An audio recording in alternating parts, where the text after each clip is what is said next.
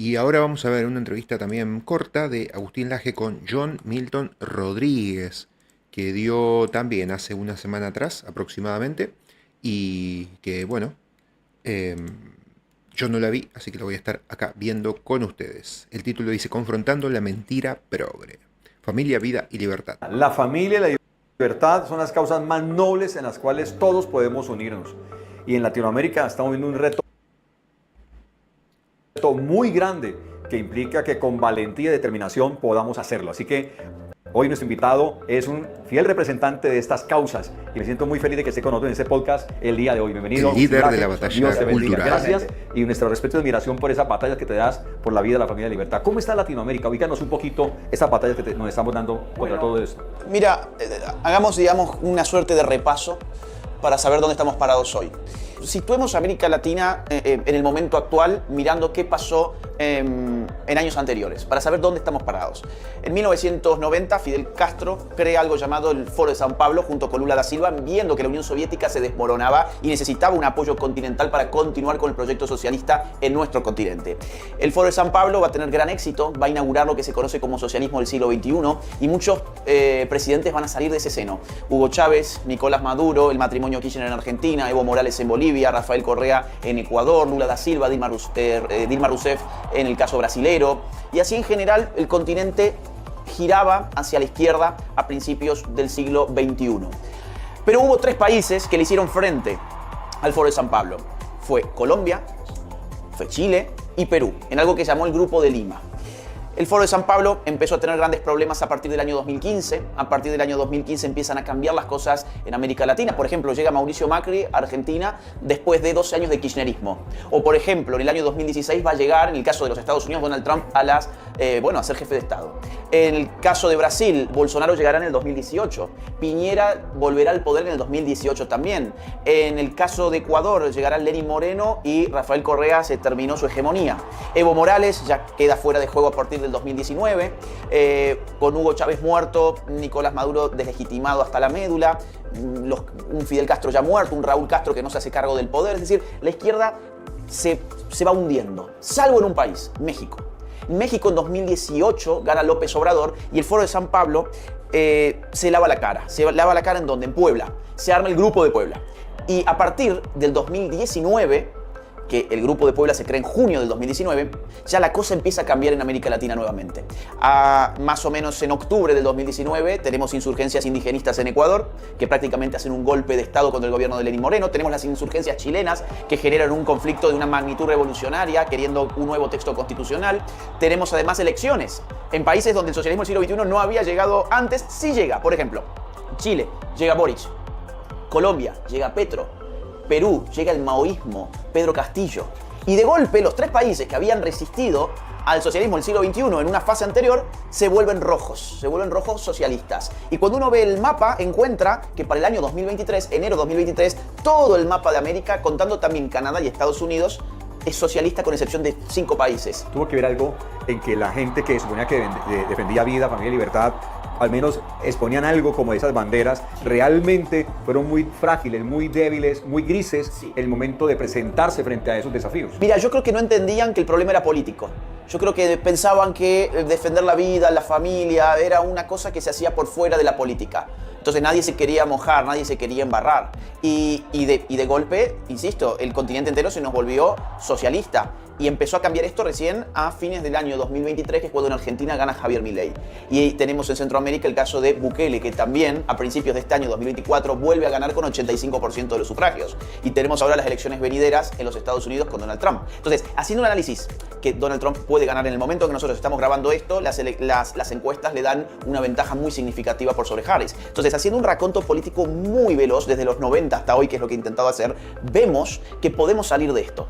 Podemos salir de esto, pero estamos en una situación límite. Estamos con Colombia socialista, Chile socialista, México socialista, lugares donde antes resistían parece ser que están en problemas. Entonces, para los temas de vida, familia, libertad religiosa, la cosa tampoco pinta en principio mucho mejor. La ideología de género se ha filtrado por todas partes. En el caso colombiano, incluso ha llegado a una norma que le permitiría a niñitos hacer cambios de género, con todo el daño tremendo que eso acarrea para la vida de los más indefensos de todos, que son los niños.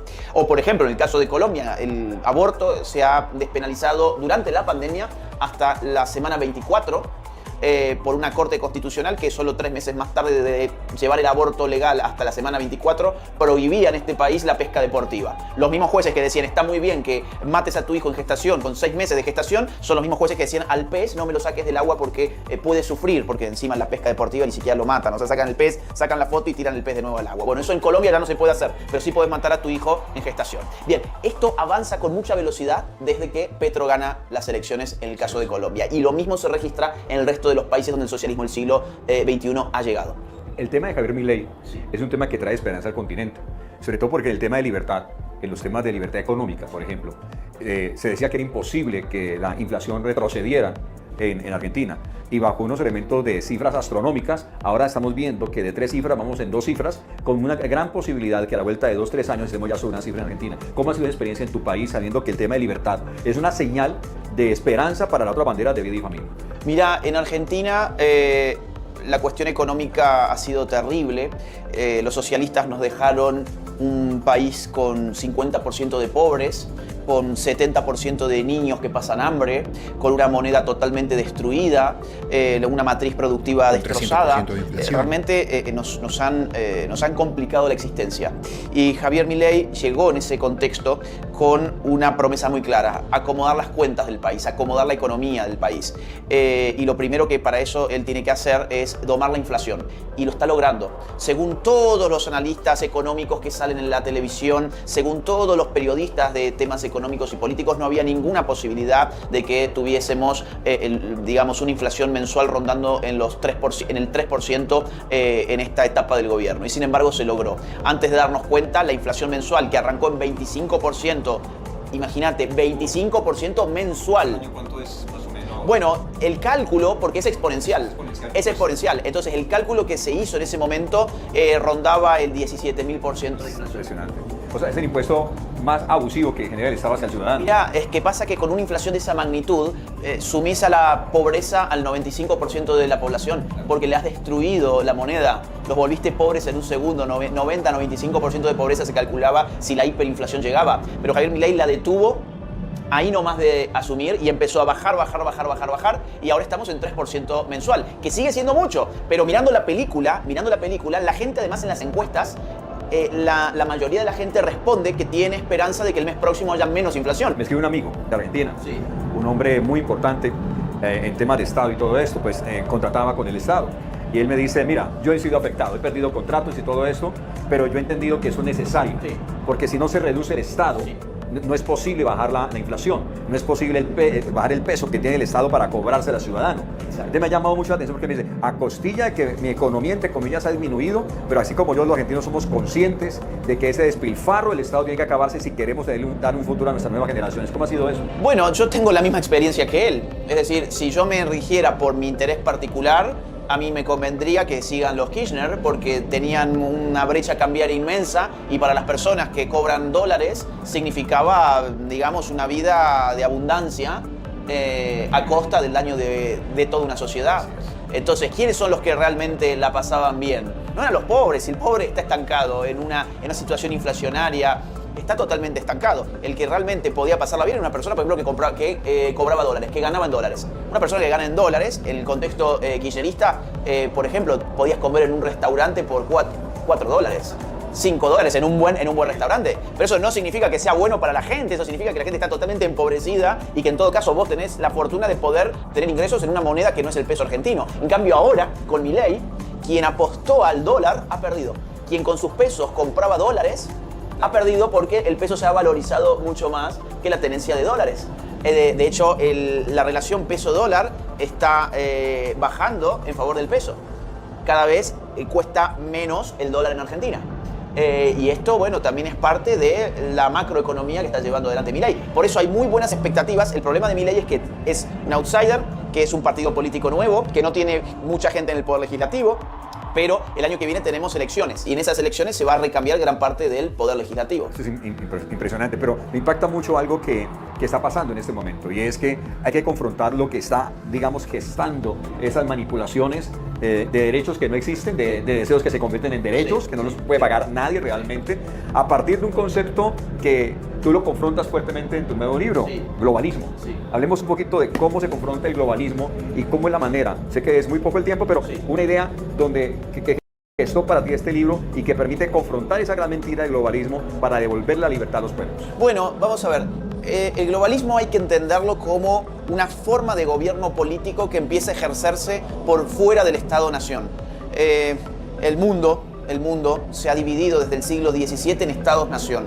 ¿Qué es un Estado-nación? Es un aparato de poder territorial que define las normas con las cuales se rige una sociedad a través de un derecho llamado soberanía. El Estado es soberano significa el Estado ejerce su poder legítimamente sobre un territorio bien específico.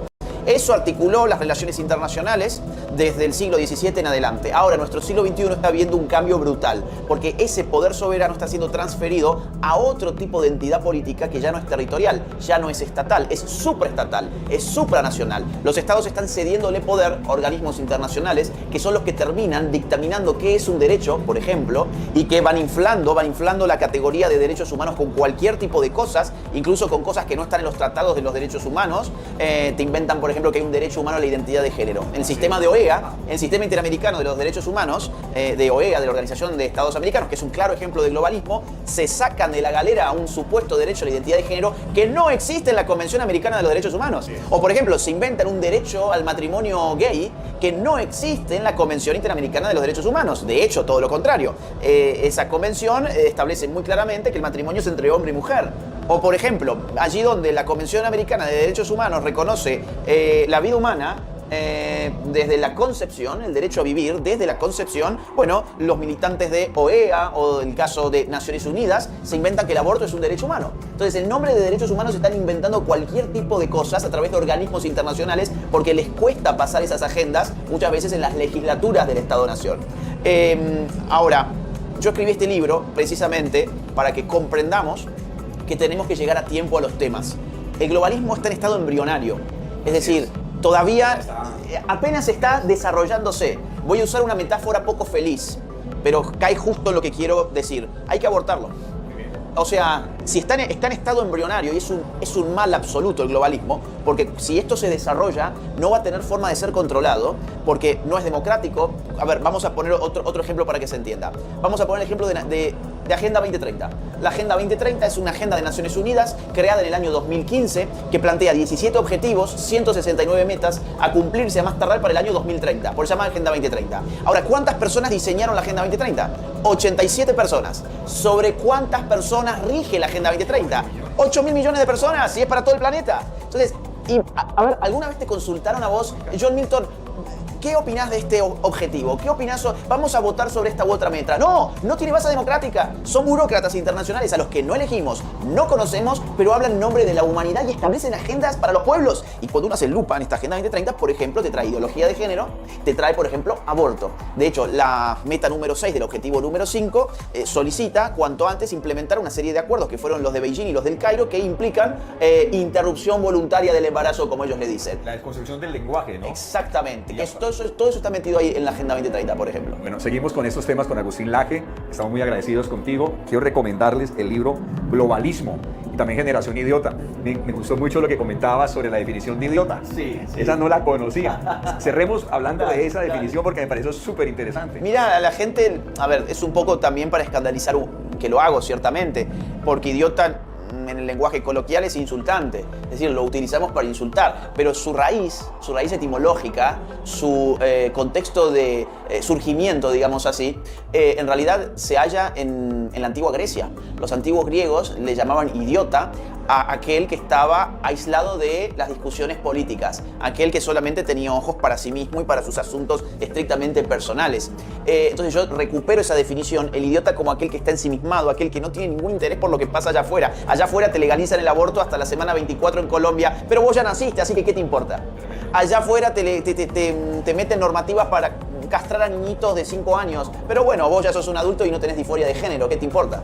Entonces, ese es el idiota para el antiguo griego. Y el antiguo griego era bien rudo contra este tipo de personas porque el antiguo griego reivindicaba un concepto de libertad muy distinto del nuestro. Para nosotros libertad es hacer lo que se me venga en gana. Bueno, para los antiguos griegos libertad era participar en la polis, participar en política, porque ellos sabían muy bien que de la política surgían después normas que iban a regir la vida de la sociedad. Entonces el quien es verdaderamente libre es quien está atento de lo que están haciendo los políticos y de lo bueno y de lo malo que hacen los políticos, claro, porque no todos los políticos son malos, es decir, o si todos son malos es porque los buenos han quedado afuera, con lo cual tan buenos tampoco serán. Bueno, ese era el concepto de idiota que tenían los antiguos griegos y el que yo recuperé en ese libro. Por eso no puedes tener miedo a la verdad. La verdad es la que nos hace libres y quiero animarte a que sigamos en sintonía en ese tiempo que es defendiendo la vida, la familia y la libertad. Muchas gracias, Agustín. Gracias a vos. Gracias. Dios los bendiga. Bueno, hasta acá entonces con esta entrevista de John Milton Rodríguez a Agustín Laje, hablando sobre todo de globalismo.